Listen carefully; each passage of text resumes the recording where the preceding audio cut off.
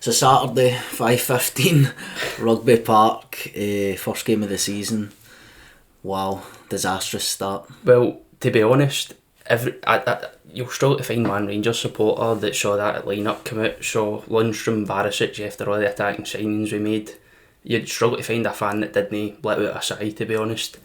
I feel like to bring in the amount of attacking options we did and then expect them to be showcased and expect us to see what these players can do, you know, it was hyping the game up. And then when you seen that starting lineup getting released, Cantwell getting dropped for Lundstrom, bonkers, Barisic starting or Yilmaz, which to be fair, Yilmaz didn't play amazing during pre-season, but it's still a forward-thinking option. Yilmaz no carrying an injury, perhaps? I think it might have been like a strain or something like that. At least hope that was the case, because I still think Bill would have started Barisic. I don't know, he's just got that. He seems to have sort of a tie to certain players. Maybe through like the Gerrard period when he was assistant, he might have created bonds with certain players. But it was just kind of, to me, it was a bit confusing. I was a bit gobsmacked with the decision to keep Cantwell benched. It was confusing, to say the least. And my original thoughts were that perhaps Cantwell was a bit run down for the pre-season. You never really know. They don't come out and they're not particularly up front with saying maybe this player's carrying this or this player, but that was never mentioned like in the lead up to the match, so it was clearly a stylistic and a tactical decision. And Beale actually did come out and say after the game that I thought that maybe this game on this park wouldn't have suited Cantwell too much, which is alright, a fair enough justification, but then I think after the fact he needs to hold his hands up and say maybe I've got this one wrong, because we clearly lacked a bit of Cantwell's creative spark in the middle of the park, and we suffered the consequences for it. The thing I noticed the most, that there was no risk taking, and during pre-season as well. All it is would have probably looked at the games and thought, well, you didn't want to think too much in it, but at the same time you looked at the games and you saw like kind of blatantly obvious kind of things that needed worked on, like the cohesion between the midfield and the attack, and we kind of all hoped that it's just a kind of experimentation period, you know, the players getting time to gel, but it came to the Kilmarnock game and all the flaws and all the errors like continued into that game, and if anything the errors were on steroids at that point. What disheartened me the most about it, mate, is that we never honestly kicked a ball for the full 90 minutes.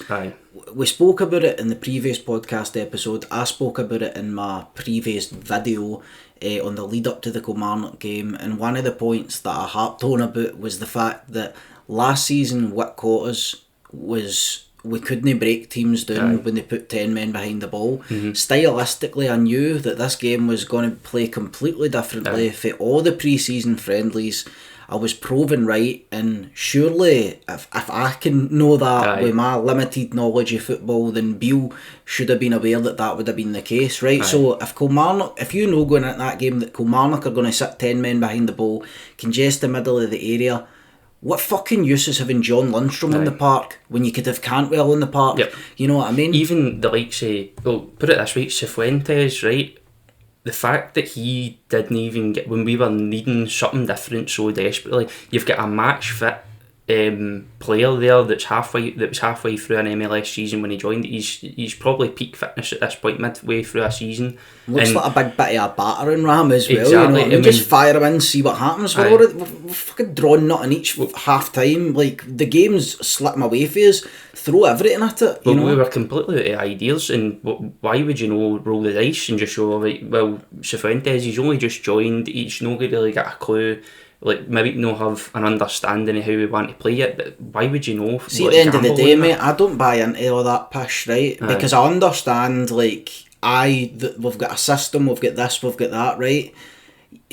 Stick him on. He's a football player. There's 11 players, there's 11 bodies in the park, there's a wee ball that you know what I mean? Come on. It can't be that difficult to get to grips with. Here, you're got to play centre mid. Here, you're got to play off the front two, or like, he's no daft. Put him on, like you say, he's fully fit, he's no long out of playing competitive football. He's had a 2-week spell which would be good for his rest and recovery. Throw him in. We were desperate, but too many times last season it happened where it's like an unsung or unwritten rule in football that you don't make a sub until the 60th minute. No, we're drawing nothing each with Kelly. We didn't look like a threat at all. Like, make some changes at half time.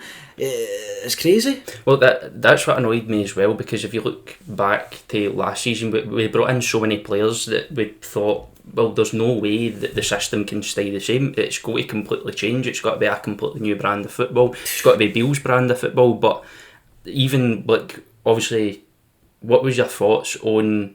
I know it's something daft, but your thoughts on Tavernier and Barisic being solely responsible for corners? Because there was one point in the game where, well, everybody knows that we were on the front foot. We had a throw in for the right hand side. All the Kilmarnock players weren't really in their positions yet. They didn't have a lot of time to organise, and yet here you see Tavernier running across the park to take a throw in, completely slowing the game down, completely destroying any sort of momentum we had.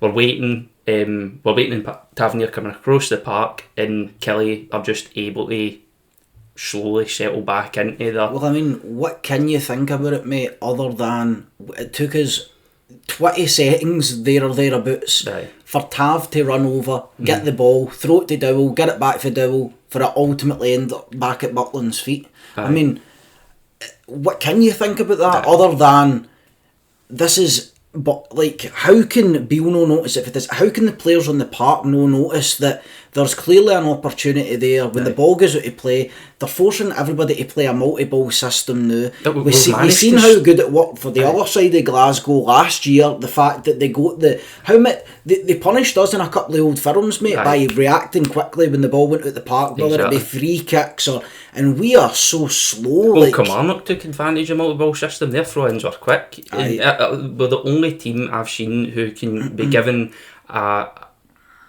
like when the league presents us with an opportunity to be even more intense, even more attacking, we somehow manage to take that new system and slow it down. There's the word there. Major problem for me was a complete lack of intensity. Now, if you want to say that, I don't buy into that's down to players no gelling or players just been in the door.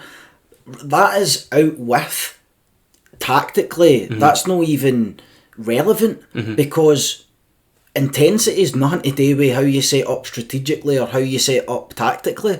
Like, you could see the Kilmarnock players, they were set up well, but they outworked us to a player on that park. They outworked us without a doubt. The worrying thing for me as well, if we jump onto the formation, the worrying thing about that is, like, Beale's had experience in this league. You could understand Gio, like, or any other manager new coming in being a bit naive with a narrow formation. I don't see any excuse for a narrow formation for Beale, because if you're playing against teams, like, most of your games are going to be against teams that are going to sit back, they're going to be tight, they're going to be compact, they're going to be well organised. How can a narrow formation combat that whatsoever? There's no...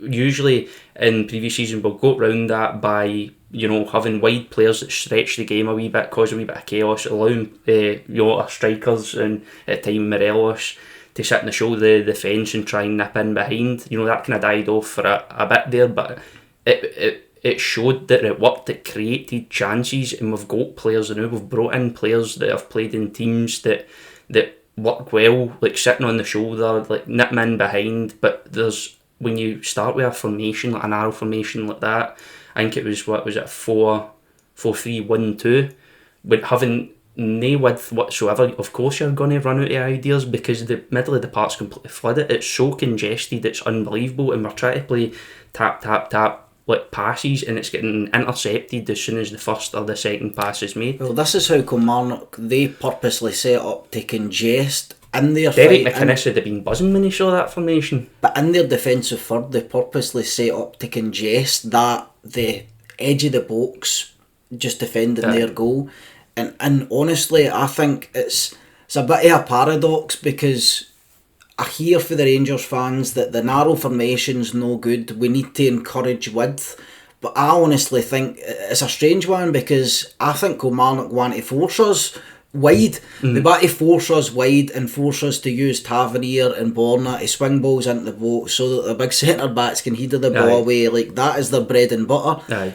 Where I speak contrary to a lot of people in this is I think that we can pose much more of a threat centrally than we are currently.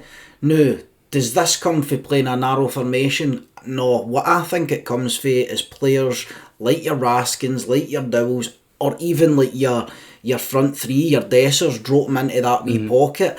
And honestly, mate, having confidence to take the ball on in tight areas. We're all about, look, you give the ball to Tavernier, you give the ball to Goldson at the back, Suter, they're all happy to play. They're all happy to play passes between each other in their defensive third. But when you've got a player like Raskin, or maybe this is what Cantwell would have brung if he had started, is that ability to take the ball in the middle of the park and be confident. Maybe that requires players getting sucked into the ball a wee bit more so we can play these wee triangles running about the Comat. Because what I like about the trying to be more direct in the attack is that I like attacking the line of the goal. You know what I mean? As much as coming wide and crossing the ball, I think they all should be utilised, but believe me, a lot of the chances that we can create that are effective chances and effective goal scoring opportunities, they come from attacking for the line of the goal centrally. And I think that's where we need to ask more for our more creative players to be willing to try and beat a player. And I know football's changed and it's pass here, it's go wide to the full back, come back inside, pass, which is fine. And it's nice when you watch Man City do it. But that game at the weekend is a horror show to watch, especially for a fan who wants entertainment. We want results, but you also want entertainment, and to watch what we done at the weekend couldn't be any further for entertainment if they tried, honestly. Just to move on to the new signings, I feel like, so let's take for example Connor Goldson. Connor Goldson's been one of the players who likes to get the ball in at his feet. He likes to play that big switch ball, that pass forward, and a lot of them are really, really effective. But I think that kind of clouds the fact that, kind of overshadows the fact that we were out of ideas during that game. And I felt sorry for Sima, because Sima's took a wee bit of stick for these past couple of games. But my defence of Sima is that how well can you control the ball, or how well can you do when you're getting passes forward that are usually hitting about chest height, that are causing you to have to take that extra touch. It's much more difficult when the ball's off the deck to try and get a spin or a turn on a player, which I've no doubt he can probably do. Now, Sima, I feel like his control and maybe his first touch, it hasn't been the best. He's found the ball getting trapped under his feet a lot, but like that will come. He'll learn to phase that out when he learns the style of play we want at Rangers. So I don't really, I kind of get but don't get the criticism of Sima so far. Sima was, my main concern there is that I thought Sima was at least, he was trying to create he was probably the best and most effective player Rangers had at the weekend with regard to his off the ball work. He was trying to go on the shoulder of the last defender. He was trying to find space, but how much could the forward players really do when a lot of the time we controlled the ball, it was in our final third and round about the halfway line? You know what I mean? And people are so quick at jumping on the forward players and criticising the forward players because it's easy to do when they're not effective in the game. But a lot of the time they can only be effective when the service into them is good. You know what I mean? So a quick rundown on what I thought about the new signings is that Dessers didn't look fit enough, didn't look sharp enough, looked a bit lost at times. Lammers was pretty non-existent in the game, to be honest. Dowell was an interesting one because there was a few times where Dowell and Raskin picked the ball up a bit deeper and decided to drive. When they did drive, they looked effective, but they never done enough of it. And Sima, I think it wasn't for lack of trying, it was just nothing really paid off for him. Nothing came off for him in the game. So that's a quick rundown of how I thought, the 4 new signings done. So It brings us on to how important this next game against Servette is. Like, it's huge because, in my opinion, Beale could see if we go through the Champions League qualifiers into the group stage and win every game up until the Old Firm and then got a result for the Old Firm, it would completely change everybody's opinion. Oh, you would forget about that game so quickly. You could, I mean, I don't think you could paper over the cracks isn't really the right term, but like you could cement that. Beale could cement that he's learned the lessons for the pre-season and the first game of the season, even though it had to slap him in the face. But again, we just learned before the podcast, if we beat Servette, we're going through to play either PSV or Strumgras. So look, it's not going to be an easy route to the Champions League, and you wouldn't expect that. It's the Champions League after all. But in terms of what can make or break us in this game on Wednesday, because no doubt the players will be getting in here, lack of confidence. They've took a bit of a beating at the weekend. They weren't dominated, but to go up to Rugby Park, lose 1-0, first game of the season after such high hopes, it's got to rattle their confidence a bit. So I think if we don't see a turnaround, not even in the style of play or how effective the players are, that helps, but that capacity stadium at Ibrox on Wednesday will be expecting one thing, and it's hard work, it's intensity, it's effort, and it's a team that looks a bit more like a team. You know what I mean? And look, that Kelly game will not define our season. I said that in my last video. You can check that one out to see my reaction to the disaster, which was the weekend of new beginnings supposedly. But look, here's hoping we're sitting here on Thursday. We've had a good result against Servette and we can look forward to the second leg. And honestly, hopefully things start to click for the team. So until next time, we'll probably catch you on Wednesday night for the preview show for the game against Servette, and then a recap again on Thursday. Remember to subscribe. We're going to be trying different formats and things like that. We're thinking about doing a wee, build up live stream on YouTube. So let you know if that's happening. So subscribe to find out more about that. And also we've got our Twitter, TikTok, and the video that Kieran's match reaction down in the comments. So see you later.